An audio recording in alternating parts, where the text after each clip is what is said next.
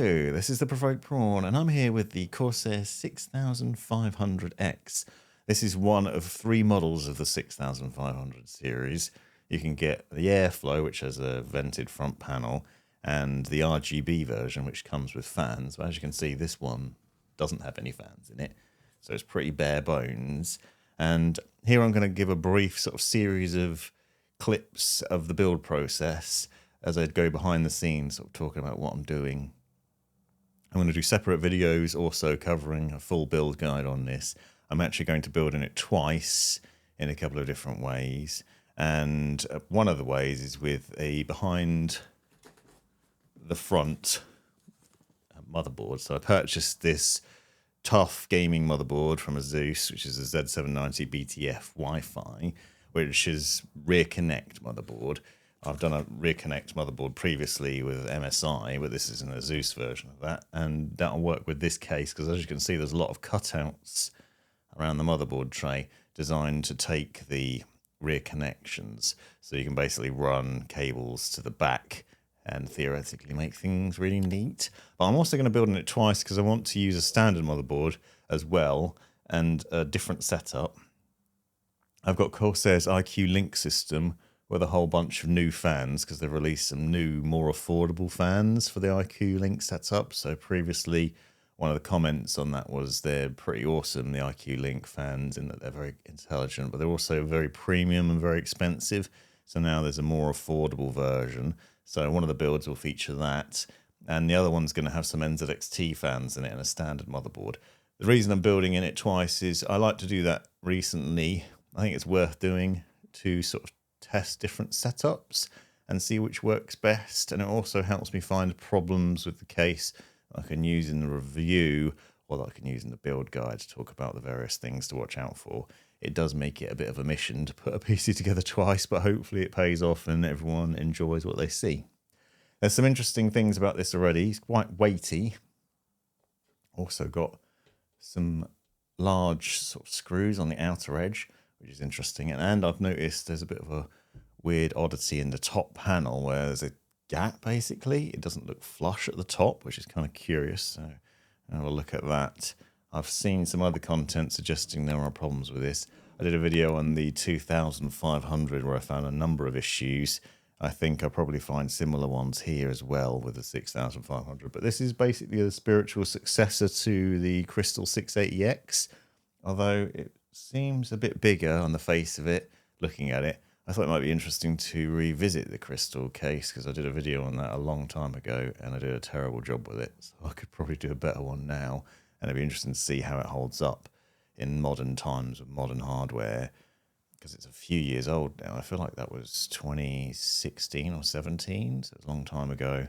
And this is obviously a much newer case, but this is obviously improved with more options because of the behind the front connections. So that's one thing. But the airflow, obviously potentially an issue because there's no airflow here. So you just got the side panel and the bottom. There's plenty of space though by the looks of it for a lot of fans. So we'll see how we get on with it.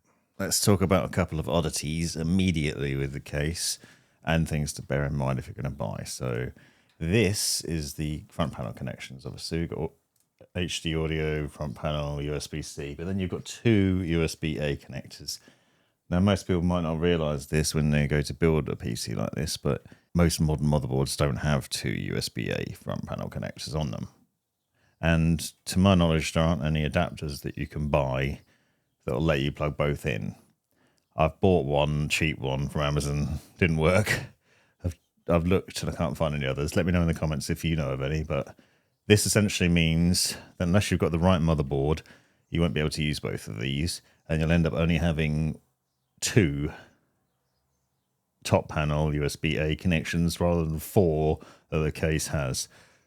So keep that in mind if you're planning on buying, that you'll need to watch out for that and make sure it's compatible. The other thing is this, which is the rear panel and the mesh fiber on it.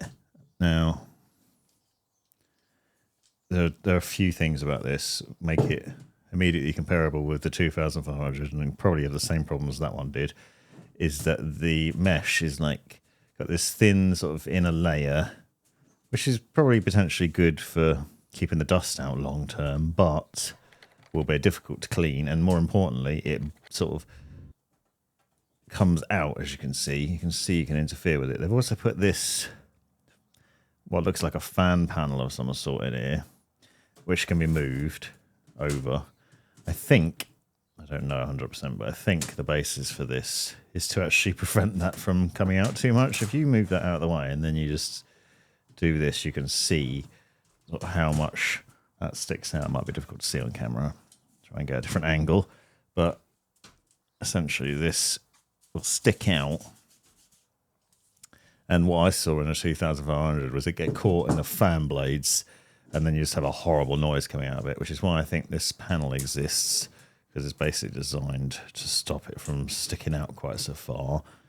You put this panel in where the fans are going to sit, and it works as a blocker between that and the fans so they can't actually interfere with it. Stupid design and weird when you consider that the panel itself is already got a really thin metal mesh on it, which should stop a lot of dust anyway. So we've got like basically 2 layers of dust protection, which is in theory great, but in practice might be a bit of an issue.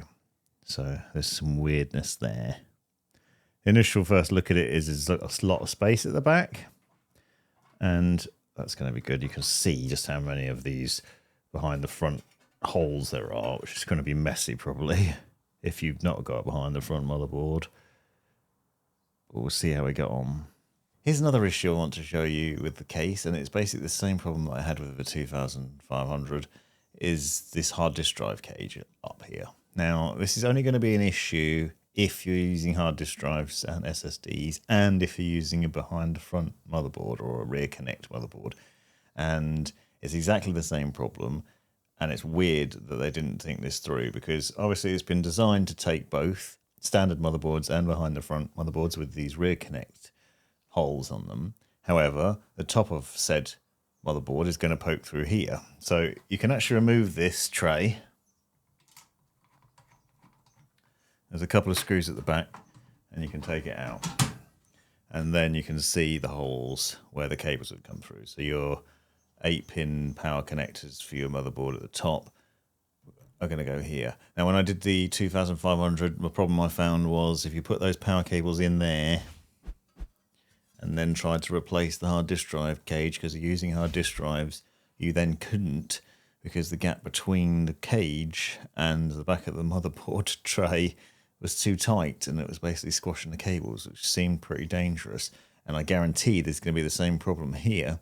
Weirdly, though, it seems like Corsair's sort of realised that's an issue, because the cage has a hole in it on this case, which I'm pretty sure it didn't on the other one. At least I didn't notice if it did. And so theoretically, you could run the cable through here now, which obviously is weird in itself. Now, this cage is designed to take 2 hard disk drives. So if you run rear connect cables through here, you obviously then only can use one of those cages potentially. So you're only 1 hard disk drive in there. And the SSDs also mount to this on these little trays here. So those sit in there. Those are the only locations that I can see for SSD mounting, which means that if you're concerned about power cables at the rear here, if you're using behind the front motherboard, and you don't want to use this cage, you then can't have any hard disk drives or SSDs in your system, which seems like a pretty daft oversight and a frustrating design choice. I don't know why they've done that. Previous cases, you could at least mount the SSDs somewhere else, like on the back plate around here, and even in the 2000 you could do it on the front here. For some reason you can't even do that here in this one. It doesn't seem like you can anyway. Maybe further investigation is required. But so this is a weird sort of design, a weird design quirk. I mean, you have options, and if you're using a standard motherboard, you won't have this problem because it's only an issue with the rear connect motherboards. And obviously being able to remove the hard disk drive cage is beneficial in other ways, because it means that you can access the back of the motherboard if you need to install the back plate for your all-in-one cooler or your CPU cooler. So you can take this out of the way and then you can easily access that if you're not preparing a motherboard beforehand, which I personally prefer to do before I put it in. But if you need to access it for any reason, you can take this out fairly easily. So that's good. That's one good design thing. But it's a bit weird that they're blocking the ports. I've now installed the BTF motherboard, actually, obviously not properly because it hasn't got the CPU and RAM and other stuff in it, but I'm literally just doing it so I can demonstrate some of the issues with the hard disk drive cage and other things. And I will be using this in the future. But one of the other things I've noticed is there's a gap at the top. You can actually see where the cutouts are above the motherboard. So they're visible despite the fact that you have this rear connect motherboard set up, which I think is a shame and kind of ugly. One downside to this build. Down the bottom, though, you will notice there are 3 holes that actually go down into the back, which could be useful for running your GPU cables. And for a standard setup, you could use them potentially for running other cables through to the front in a sort of neat way. I'm not seeing it angled like that before. They're coming up rather than out. So it actually looks quite nice. I do think this motherboard looks quite nice as well. Especially when that build's finished, you'll barely be able to see any cables and it's end up looking really nice. The other thing of note of this motherboard is there's a connector there for power connections on it, which means that you can get one of those rear connect graphics cards as well. So you don't actually have any power cables running to the graphics card because the power cables for the GPU are actually at the rear, which is pretty interesting. So with the case flipped round, you can see down here, there's 3 8-pin PCIe power connectors and one of the 12-watt high power connectors as well. So you can connect multiple GPU power cables there for the graphics card, and so you won't have any cables at the front. Obviously, this means you need to buy a special graphics card for it, but it's still pretty interesting. Here you'll now be able to see the problem that I was talking about. You can see the hard disk drive cage here and then the rear connections at the back. I've also got an SSD and hard disk drive in there at the moment. So you can see that hard disk drive is up against where the connectors would be in that hole that I was showing you.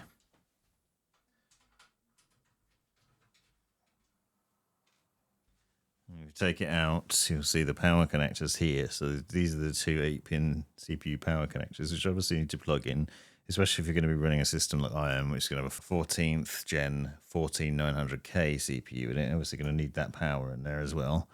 And then this cage is then blocking it once that's installed. And if you're using that hard disk drive, as you can see, there's no space for the cables. You could, I suppose, have extra gap in there.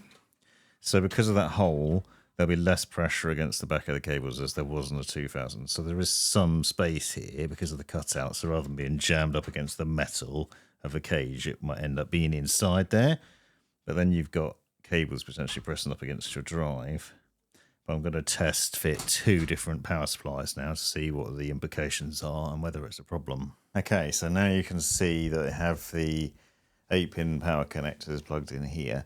And this is what I wanted to demonstrate, is the problem that it's going to cause when you try and install this and put that on top, because it's actually squashing against the cables despite the hole. But actually it's an even bigger problem, which is pretty hilarious.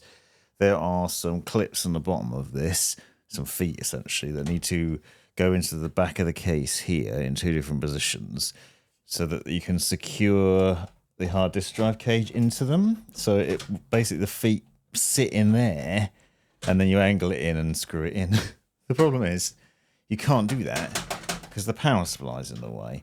So literally can't get it to the right angle to get these feet in now to be able to put this back in, which means I have to remove the PSU in order to then put the hard disk drive cage back in and then reinstall the power supply, which is just completely ridiculous. And obviously you can't plug the power cables in when the HDD cage is there. It's a complete oversight and a really weird and frustrating build experience, which I'm now going to demonstrate purely to show how stupid it is. So I'm going to have to take this out to then be able to put the hard disk drive cage back in.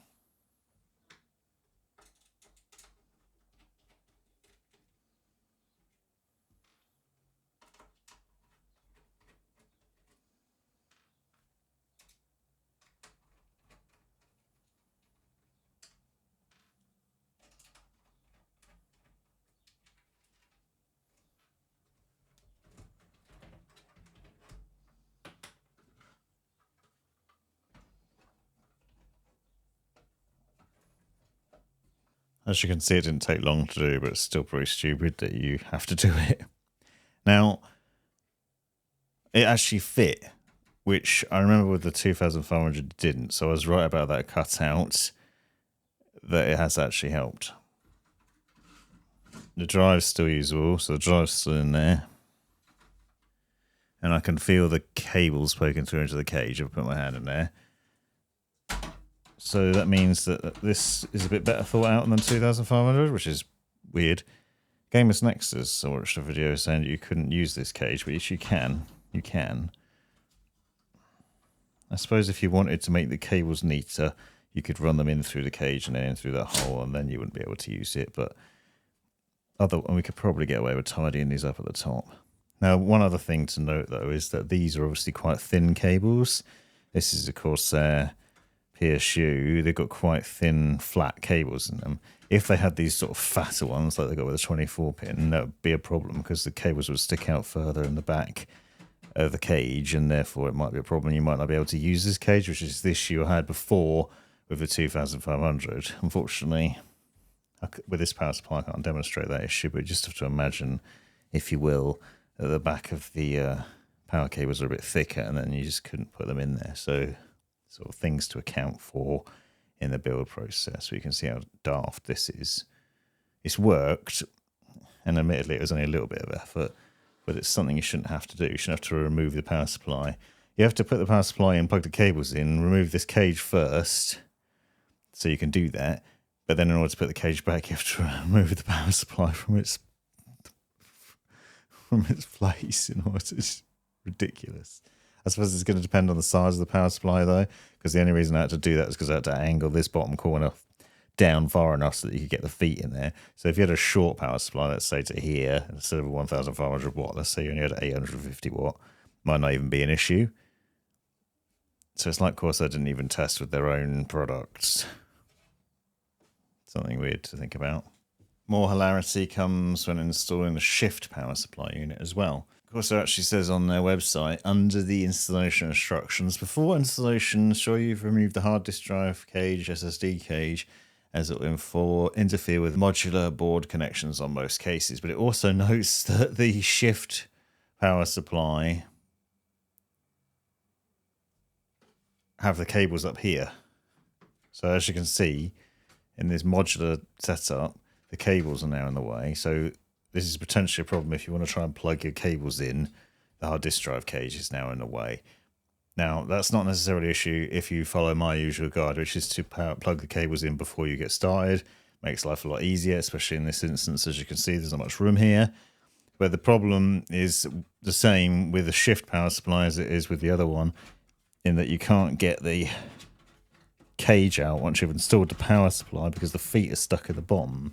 So in order to plug the power cables in for the 8-pin connectors on this rear connect motherboard, I'm first going to have to remove the hard disk drive cage. And in order to do that, I first have to remove the power supply unit, plug the cables in, keep the power supply uninstalled, then connect up then put the hard disk drive cage back in, then put the power supply back in, which is just ridiculous.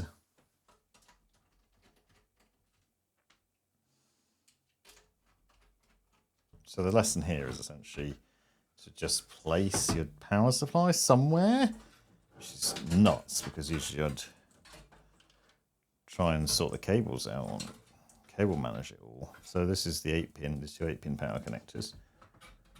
Take the hard disk drive cage out, plug the power cables in, like so. Put the hard disk drive cage back in. Note you have to do this first. Little fiddly, because the cables are in the way now.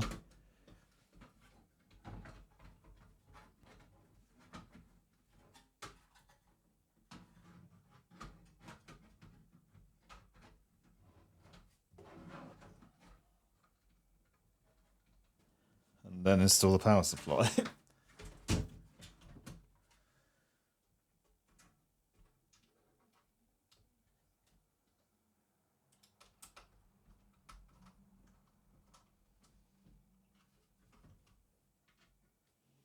And now I've got a mess of cables to deal with. including those 8-pin cables, which we've somehow got to try and tidy up. At the time of making this video, you're actually seeing quite a bit into the past, probably. And the reason for that is it's currently the 11th of June, and under embargo on the 25th of June are these NZXT F360 RGB Core fans, which I really want to talk about like immediately, but sadly I've got to wait because I think they're pretty interesting. I'm a fan of fans, or at least a fan of fans that make your life easier, and these are 360mm single frame RGB fans. I believe there's just 2 cables coming out of here, like you would out of a normal fan. But instead of being like uni fans or interlocking fans with magnetics or anything like that, it's basically just a plate with 3 fans in it. And you can buy them in 240mm as well, I believe. And the idea is it's just to make your life a lot easier. So what you can see is I've got 3 of these 360mm fans, which is a weird thing to say, here set up or in the boxes still ready to go in the case. Now I'm going to be using these in an NZXT build in the new case, which is I think is the H7 Flow RGB, which they've just released alongside these, and again that's embargoed for the 25th as well, so that won't be out just yet. But what I thought I might do is use these in the Corsair 6500X and then take them out and put them in the NZXT case so I can show them in 2 different builds and also be able to talk about them in different ways. I'm going to do a wiring guide on them. In theory, it should be really straightforward. The oddity with these, which is kind of curious, is these are designed to work just to plug into your motherboard, but they're also designed to work with a controller, but they won't work with NZXT's current fan controller, which controls RGB and lighting. Instead, they're working with a controller that's coming later this year. I think from memory it was Q3 2024. So you'll be able to get a controller in the future that will work with these, but as of now, you can't. So that's kind of weird. So I'm going to do a wiring guide, but maybe I should revisit it in future when that new controller releases. It depends how complicated they are. In theory, pretty straightforward. So you've got 6 fans, but it's only 3 boxes and 3 connections, or 6 connections if it's fan power and RGB. The plan is to put one on the bottom of the case, one on the side of the case, and then one on the radiator. And then maybe I'll use an additional standard one because these are RGB cores. So essentially they're a similar design to the RGB F120 RGB cores that they had before, which are obviously individual fans. So I could probably throw one of those into the mix and it would look pretty similar. And yeah, so I think these could be interesting. And I love that NZXT's done something different to what everyone else is doing, because everyone's gone and tried to copy Lian Li and made magnetic unifan interlocking fans with, you know, minimal wiring, whereas NZXT sort of just went, forget it, let's just put the thing into one big unit, which I love as a simple idea. I know it probably won't be for everybody, but the bonus here as well is there's only 4 screw holes, 2 on each end. So easier to install, easier to wire, and easier to package, and hopefully easier all round. We'll see, but I'm kind of curious and interested. So here it is out of the box. Just a single frame fan, 4 connectors on it. One thing that's a shame immediately is there's no reverse blade fan version that I know of, but the connections are quite interesting. The cabling, basically you've got a flat cable runs from the fans to a fat connector that then splits into 3 parts. One is a 5V RGB connector, the other one is an NZXT RGB connector, and then the other one is the system fan header or chassis fan connection, which means that you can connect these directly to the motherboard. So in theory, you just plug it into the 5V header and system fan header, and then you've got yourself an RGB fan that's controlled by your motherboard, and both fan power and RGB is controlled by the motherboard software and by the BIOS, and it should just run. And that's pretty nice. And if you've got 3 of them in your system, as I'm going to be, then in theory, you can probably install them, depending on your motherboard, with relative ease. the RGB cables will probably be the problem, and that's because not all motherboards have enough RGB headers.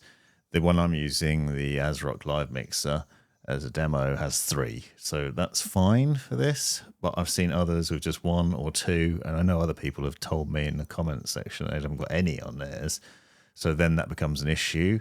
But then you have the alternative option of using an NZXT RGB controller. So these will work. When I said that the actual proper fan controller isn't available yet, the standard NZXT RGB controller, which is this one, which I think you can buy separately, but this comes with the standard 120mm NZXT Core fans, has 3 RGB connections on it.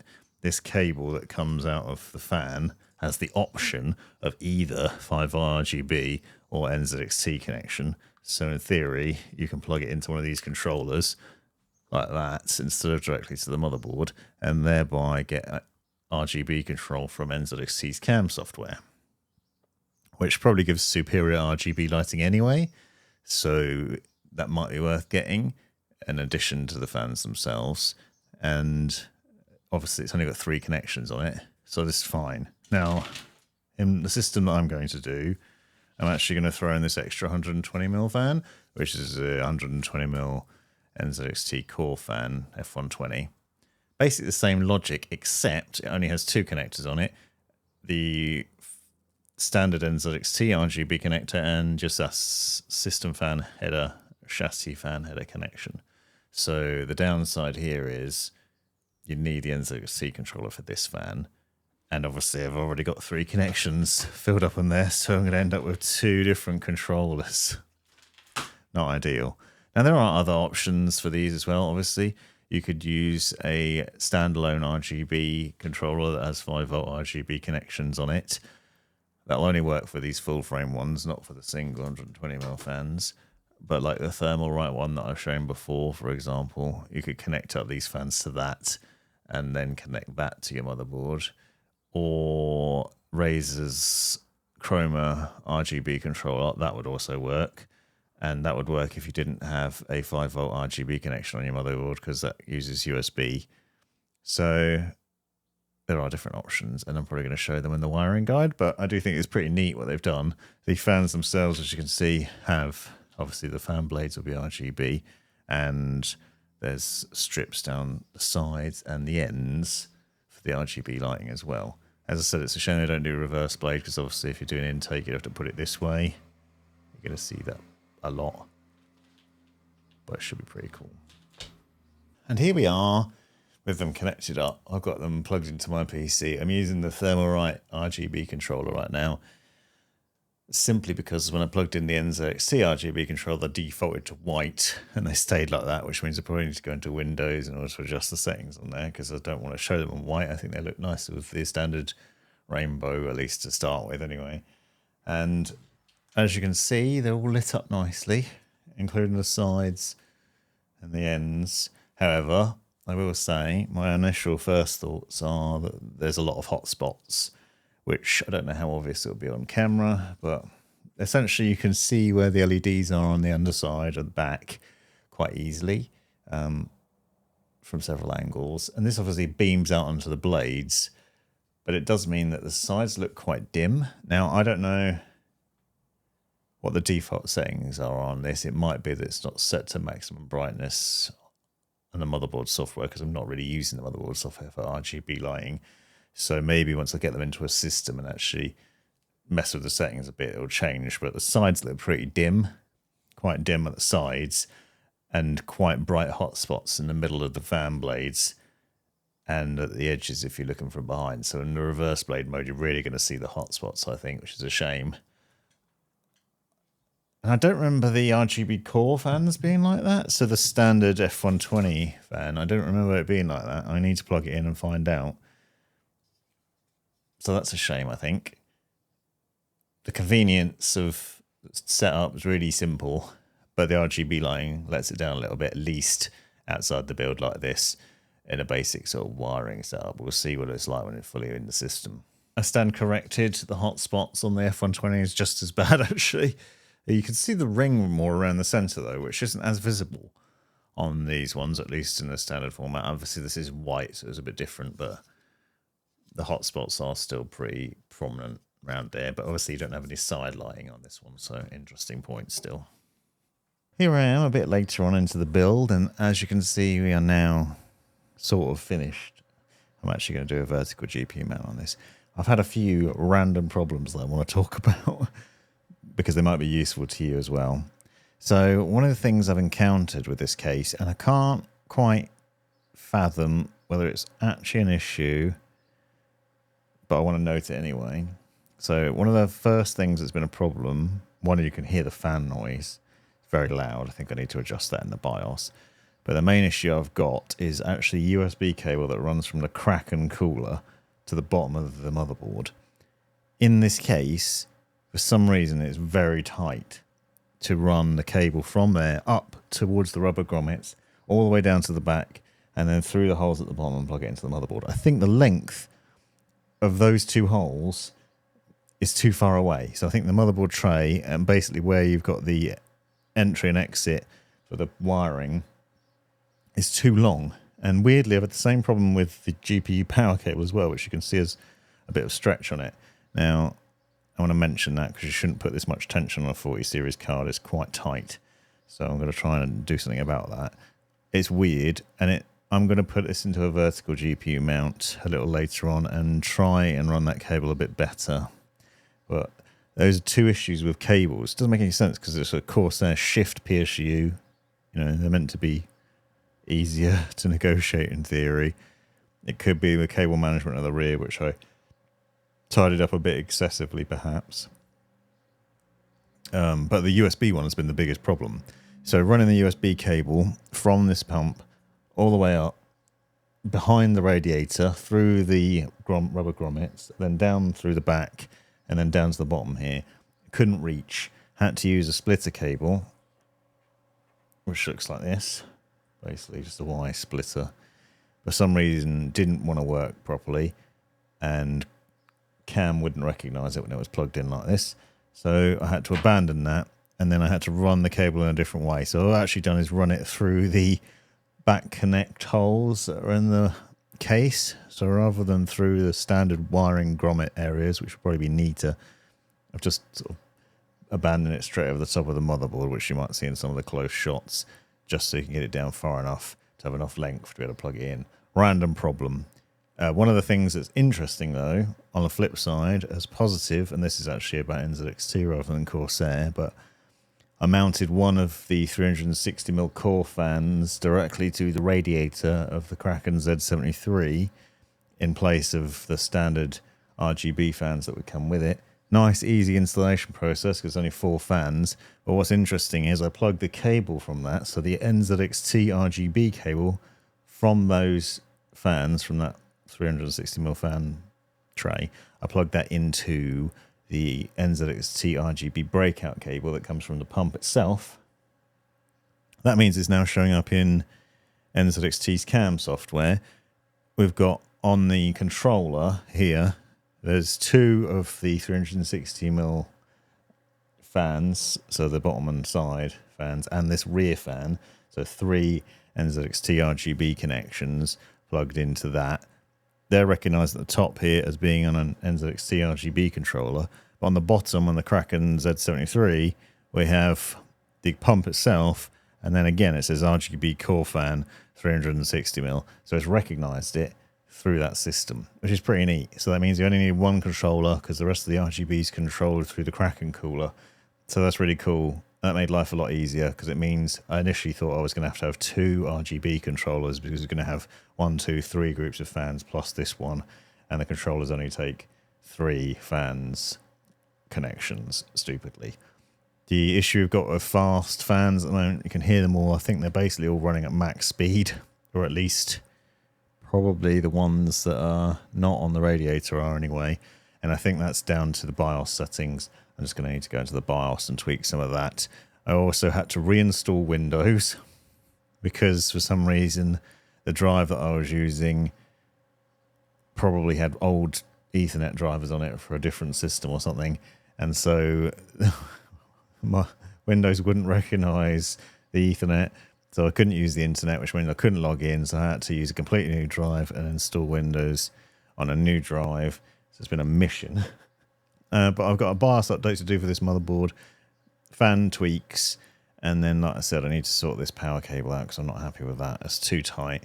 And then I'm going to try vertical mounting and see if that makes a difference to that. And also the repositioning of that side fan tray, because you can actually move it in and out.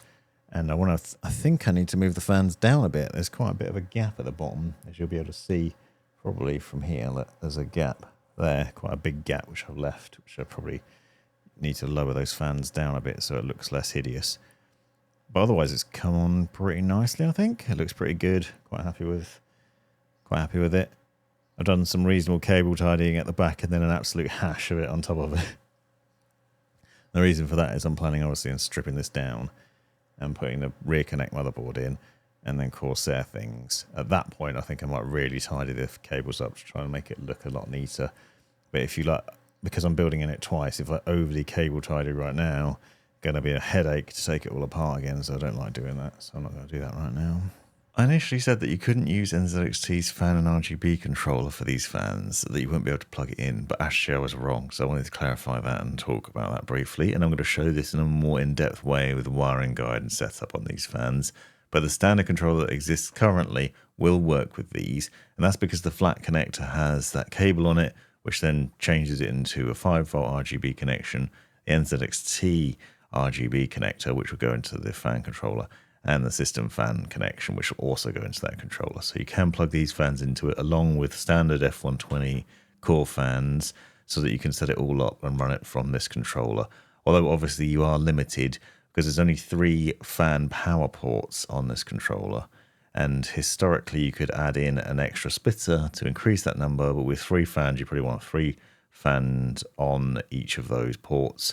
So just one tray of 360mm on that single fan connection. But then you can do it that way. So there's actually a few different ways to connect these fans, which makes them pretty interesting, and they are quite nice looking. I also said that they were pretty noisy, but based on my later testing and experience with them, I actually say they're not too bad. I am using them in another case in the H7 Flow, which I'm going to do a separate video on. So actually we used them twice in different builds to show what it was like, and obviously thermal testing and other things, and that will be in separate videos. This is more a behind the scenes look of things that I've discovered along the way. I'm going to do a lot more in-depth videos as well, so subscribe if you haven't already to see those. In terms of the Corsair 6500X, obviously you've seen one build. I'm going to go into more depth on this because I'm actually going to build it twice, do 2 different build guides and a review to go into a lot more detail on it. I'm showing you some of what I did with the sort of standard build of it. You can build with a standard motherboard or with a behind the front motherboard, and there are some other hidden highlights. For example, with this side fan tray, you can put the fans on it or you can put a radiator on it. You can mount it to the back of the case or you can mount it further in, so you can actually sit it more towards the front of the case as well. Obviously you've got space for a 360mm radiator, and there are upgrade options. So this is the 6500X, which means you've got glass on the side and the front, but you can actually buy the airflow panel as an accessory, and then you can put that on the front of there. And there are other panels that you can also buy to adjust the look of it and improve it even further, so optional extra upgrades that you can get. I'll talk a bit more about these in the full review. There are some weird quirks to it though, as I've already shown. Another one I found, for example, when I'm trying to install my graphics card, is there isn't enough space alongside the GPU to get your screwdriver down there and to put my hand in there to be able to secure the graphics card in. I ended up dropping a screw inside my GPU while trying to do this, and it was really fiddly. I've got a relatively short screwdriver, but I've never had a problem with this before, but I think because it's a chunky GPU, I actually had an issue here. But it will fit a 4090, as you can see, so that's one benefit. Although it still did have that tension problem with the cable from the shift power supply, running that up to the graphics card and plugging it in. I'm going to do a vertical mounting, as I said. Corsair has a vertical mounting kit specifically for this series of cases that I'm going to use and show the process for that and see if it makes a difference. But with this PSU, you can see the tension on that cable is very tight, which is not ideal, especially for a 4090, so that's one downside and a bit of a problem. Now, I've obviously built it with NZXT fans here. I'm going to revisit it with Corsair's IQ Link system as well. I'll be able to show the difference between those two. I've also gone for a top-mounted radiator here, which isn't necessarily the best option. I've showed before logical ways to do it and the better ways. I personally prefer to side mount generally, but we've got 6 intake fans, 3 on the bottom, 3 on the side, and then 4 exhausts through the radiator and out the rear. I think it looks pretty nice in this setup as well. You can see from various angles the RGB looks nice and the glass looks nice and everything looks pretty sweet. One of the things I will say is I did say that the fans were pretty loud. Actually, further investigation, I discovered that it was my NVMe SSD that was making the most noise, because there's a PNY drive in there which has 2 tiny fans on it, which made an inordinate amount of noise, an insane amount. And I'm going to have to do something about that, talk about that in a bit more depth later on as well. But there's some good airflow from this case. It's really nice looking. It was relatively easy to build in, apart from the few little problems that I had with it that you've seen. And I'll talk about everything else in more depth in the review, so subscribe for that. But as you can see, the smoke's flowing through it nicely. It seemed to run pretty cool under gaming, and it wasn't too bad. I found it was much nicer to build in than the 2500, with less problems and less complaints, despite some of what might have seemed like a negative start on it at the beginning.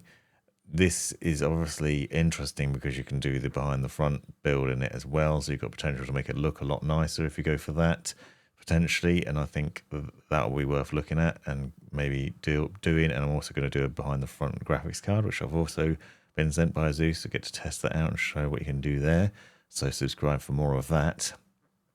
And also coming up is the Corsair K65 Plus wireless that you can see me using here, and a video on some new mouse mats that I found and purchased that are pretty awesome. Hopefully you've enjoyed this video. I know it's been a bit all over the place, but this is just a sort of rough behind the scenes look of this build and the things I've discovered along the way, and you'll get a lot more detail out of future videos. Thanks very much for watching. You've made it right to the end of the video, you brilliant legend you. If you've enjoyed it, click that subscribe button, give me a thumbs up, and drop me a comment down below if you've got any questions. If you really enjoyed it, consider joining the channel and see the benefits of doing so. Check out these other videos. You might well find them interesting or useful. And most importantly, have a great life.